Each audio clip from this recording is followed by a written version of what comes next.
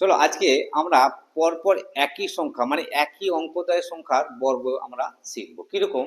মানে এক এক এক এক এক এক দুই দুই দুই তিন তিন তিন এরকমের যে বর্গ থাকলে কিভাবে করা যায় প্রথম থেকে একটু ভালো করে লক্ষ্য করবো, তাহলে বুঝতে পারবে যে টেকনিকটা কি।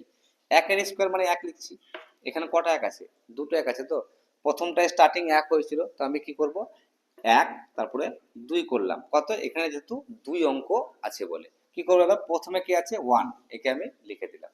এ অবধি ঠিক আছে, কোনো অসুবিধা নেই। এইখান যখন তিন অঙ্কের দিবে সেক্ষেত্রে কি করব, তিন অঙ্কের ক্ষেত্রে এখানে কি আছে ওয়ান, কতগুলো অঙ্ক আছে? তিনটে অঙ্ক আছে। তাহলে কি করব, ওয়ান টু থ্রি লিখে দিলাম।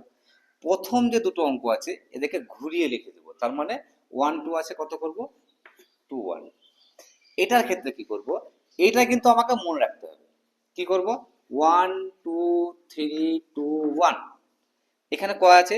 দুই। দুইকে যদি আমি কমন নিয়ে নিই, সব করে দুয়ের দুয়ের স্কোয়ার মানে কত? চার। তাহলে এইটাকে আমি চার দিয়ে যদি আমি গুণ করে দিই, চার একে চার, চার একে চার, চার দুগুণে আট, তিন চারে বারো, আর চার দুগুণে আট, একে নয়, চার একে চার। তাহলে এইটাই হয়ে গেল আমার এটা স্কোয়ার।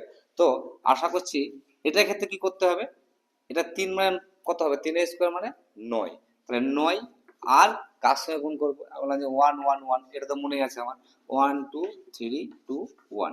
এটাই হচ্ছে আমার একই সংখ্যাজিত অঙ্ক হয়, সে দুই অঙ্ক হোক, তিন অঙ্ক হোক, চার অঙ্ক হোক, পাঁচ অঙ্ক হোক, সবার ক্ষেত্রে কিন্তু এই নিয়মটা কিন্তু আমার প্রযোজ্য হবে। আশা করছি আপনারা এই অঙ্কটা বুঝতে পেরেছো। আর যদিও বুঝে দেখেছো তাহলে অবশ্যই ভিডিওটা একটু লাইক আর একটু কমেন্ট অবশ্যই করবে।